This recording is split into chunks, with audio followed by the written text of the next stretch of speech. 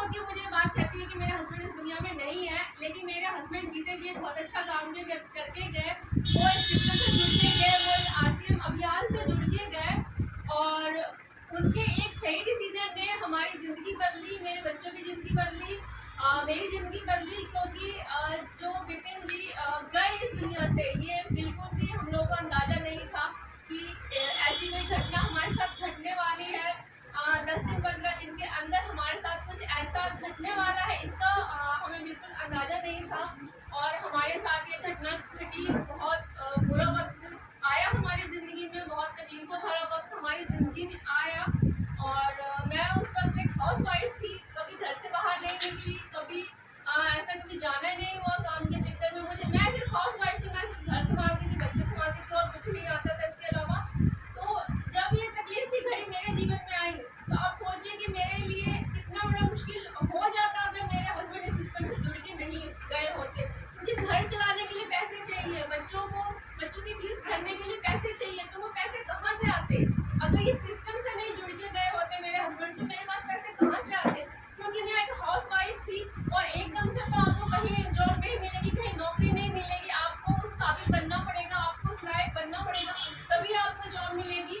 तो मेरे हस्बैंड एक टीचर थे, प्राइवेट टीचर थे, वो बच्चों को पढ़ाते थे, स्कूल में पढ़ाते थे, उनका एक कोचिंग सेंटर था, उसमें भी वो पढ़ाते थे और जाने से करीब 10 दिन पहले उनकी तबीयत थोड़ी सी खराब हुई और हमें ये नहीं पता था कि वो जो तबीयत खराब हुई वो इतना भयंकर रूप ले लेगी कि वो बच नहीं पाएंगे।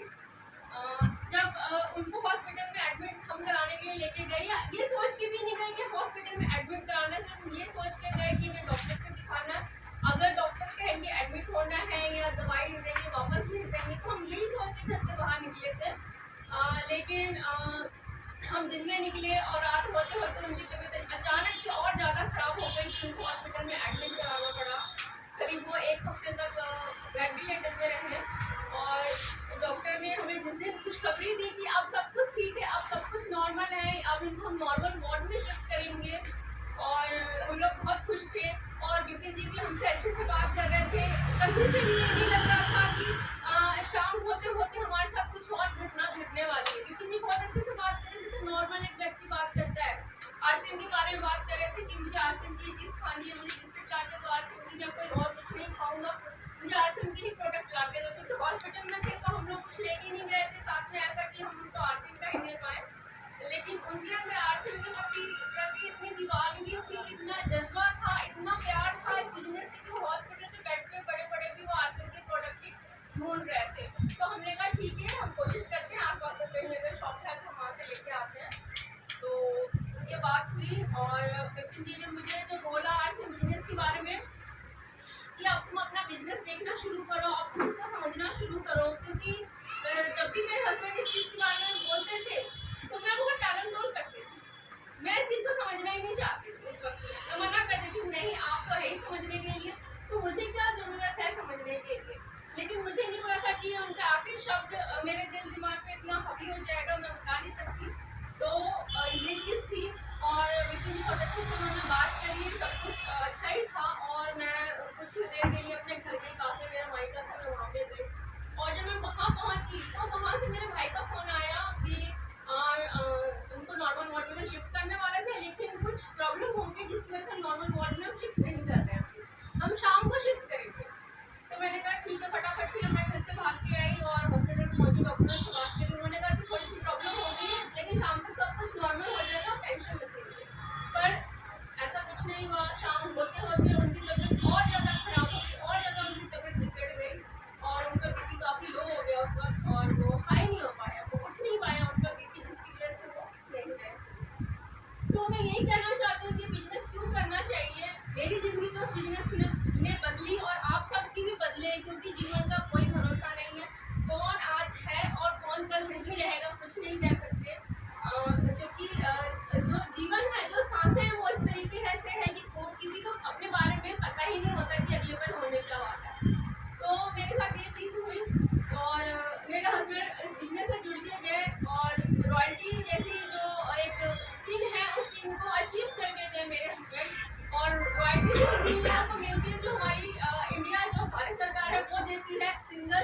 और राइटर। अगर किसी सिंगर ने बहुत अच्छा गाना गाया, बहुत वो गाना फेमस हो गया, तो उसको रॉयल्टी मिलती है। या कोई राइटर है, उसने कोई बहुत अच्छी बुक लिखी तो उसको रॉयल्टी मिलती है। साइंटिस्ट है, उसने कोई बहुत अच्छा आविष्कार किया तो उसको रॉयल्टी मिलती है।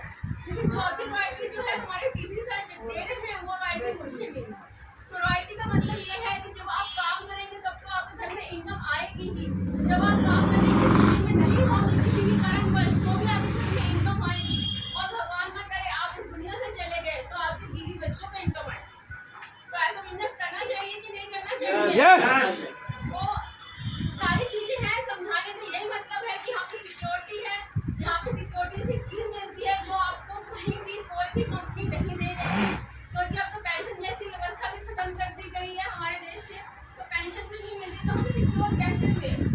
सारा दिन सुबह से शाम तक हम अपने बच्चों के लिए भागते हैं, अपने बूढ़े माता पिता के लिए भागते हैं, सबका लालन पालन करने के लिए भागते हैं कि हमारे जीते जी बच्चे सुखी से रहे। लेकिन जब आप लोग इस दुनिया में नहीं रहेंगे तो आपकी फैमिली का क्या होगा, आपकी वाइफ का क्या होगा, आपके बच्चों का क्या होगा? इसलिए हम इस सिस्टम से, इस अभियान से जुड़ने के लिए आप लोगों को बोलते हैं कि सामान तो आप कहीं ना कहीं से खरीद रहे हैं, किसी लाला की दुकान से, किसी पड़ोस की दुकान से खरीद रहे हैं, लेकिन एक सामान खरीदने से, एक दुकान चेंज करने से मेरे जीवन में एक सिक्योरिटी आई। तो ये सिक्योरिटी सभी लोगों को लेनी चाहिए, क्योंकि आप काम करते जा रहे हैं, लेकिन आपको क्या सिक्योरिटी मिलेगी? आप ये भी तो सोचिए। इतने बड़े बड़े पोस्ट पे आप होंगे, लेकिन क्या सिक्योरिटी वहाँ से मिलेगी आपके जाने के बाद आपके बच्चों को? जीते जीते आप सब लोग संभाल लेंगे, कैसे भी करके अपने परिवार को मैनेज करेंगे, लेकिन क्या जाने के बाद मैनेज कर पाएंगे?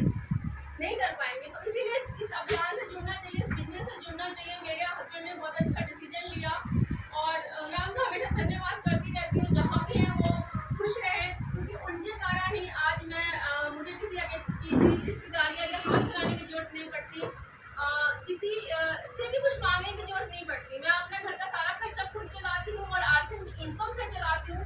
45 से 50,000 रुपये मेरी हर महीने की इनकम है, तो मुझे फाइनेंशियली कोई दिक्कत नहीं है। बाकी जो इमोशनली लॉस हुआ है मेरी ज़िंदगी में वो तो रहेगा ही, मेरे बच्चों की ज़िंदगी में, मेरी ज़िंदगी में। लेकिन ये जो है फाइनेंशियली, कम से कम फाइनेंशियली तो मैं स्ट्रॉन्ग हूँ। तो यही कहना चाहूँगी कि बिजनेस सिस्टम हमारा बहुत अच्छा है। अगर जो भी नए लोग आए हैं, आइए, इसमें आपका स्वागत है, जुड़ के जाइए और अपने जैसे और लोगों को भी बताइए ताकि आप सिक्योर रह सकें। और एक चीज़ क्या है कि गरीब और अमीर के बारे में आपने सुना होगा। जो मैं अमीर व्यक्ति होता है उसकी किस्मत खुदा या भगवान लिखते हैं, उसकी किस्मत खुदा या भगवान लिखते हैं। लेकिन जो गरीब व्यक्ति होता है उसको उसकी किस्मत खुद लिखनी पड़ती है, उसको उसकी किस्मत खुद बनाती है। अमीर व्यक्ति को क्यों नहीं लिखनी पड़ती कि वो किसी बड़े घराने में पैदा हो गया, तो करोड़पति घराने में पैदा हो गया तो उसको किस्मत की कोई जरूरत नहीं होती, सब कुछ उसको किया कराया मिलता है। लेकिन हम जैसे मिडिल क्लास लोग, हम जैसे गरीब लोग, हमें अपनी किस्मत खुद बनानी पड़ती है। और अगर हम अपनी किस्मत को लिखने में परेशानियों से डर गए, छोटे मोटे स्ट्रगल से डर गए, कोई भी कठिनाई आई उससे डर गए, तो क्या हम अपनी किस्मत कैसे बनाएंगे? क्योंकि भगवान तो हमारी किस्मत नहीं लिख रहे, हमें तो खुद अपनी किस्मत बनानी है। और अगर आपने किताब के सारे पन्ने भी लिख लिए और लास्ट को पन्ना भी छोड़ दिया तो भी आप कहीं जाके नहीं पहुंचेंगे। तो यही है कि मैं यही कहना चाहूँगी कि हमारा बिजनेस बहुत अच्छा है, हमारा सिस्टम बहुत अच्छा है, इस बिजनेस से जुड़ना चाहिए। और आप लोगों को एक जीवन में एक चीज़ तय करनी चाहिए कि आपको अपने जीवन में, चाहे आप किसी भी फील्ड में हैं, आपको बांस बनना है या घास बनना है। सुना होगा बांस या घास, ये चीज़ आपको तय करनी चाहिए कि आपको बांस बनना है अपने किसी भी फील्ड में या घास बनना है। क्योंकि आप देखिए आपका स्ट्रगल, आपकी परेशानी, आपकी तकलीफें ही आपको बताएगी कि आप बांस बनने वाले या घास बनने वाले। जिस भी प्रोफेशन में ज़्यादा तकलीफ हो, ज़्यादा परेशानी हो, ज़्यादा दिक्कत आ रही है, समझिए कि आप घास नहीं बांस बनने की प्लानिंग कर रहे हैं। आपके जीवन में कुछ अच्छा होने वाला है, उस चीज़ की प्लानिंग कर रहे हैं आप, ठीक है। और एक चीज़ और है कि आपने सुना होगा कष्ट और आनंद, बिकॉज वर्ड्स आपने सुने होंगे, ठीक है। अब देखिए कि भगवान ने जिस चीज़ में भी आपको आसानी से मिल जाएगी, जो भी चीज़ उसमें आनंद छुपा होगा, उसमें आनंद होगा। और जो भी चीज़ आपको मुश्किल से मिलेगी उसमें कष्ट छुपा होगा, ठीक है। लेकिन भगवान ने दुनिया कैसी बनाई है, जिस चीज़ में आपको आनंद मिलता है, अभी आनंद मिल रहा है जिस चीज़ में, वो चीज़ आपको बाद में जाके कष्ट कष्टदायक बन जाए। और जो चीज़ आपको अभी कष्टदायक लग रहा है उस चीज़ में जाके आपको बाद में आनंद आएगा। अभी आप सब लोगों को बहुत कष्ट लग रहा होगा, मीटिंग में आना बहुत कष्टदायक, सुबह उठ के Zoom मीटिंग में शामिल होना बहुत कष्टदायक, लोगों को इन्वाइट करना बहुत कष्टदायक, लोगों को बुलाना बहुत कष्टदायक, होम मीटिंग करना बहुत कष्ट का काम। लेकिन यही कष्ट का काम आपको आगे चल के आनंद देने वाला है।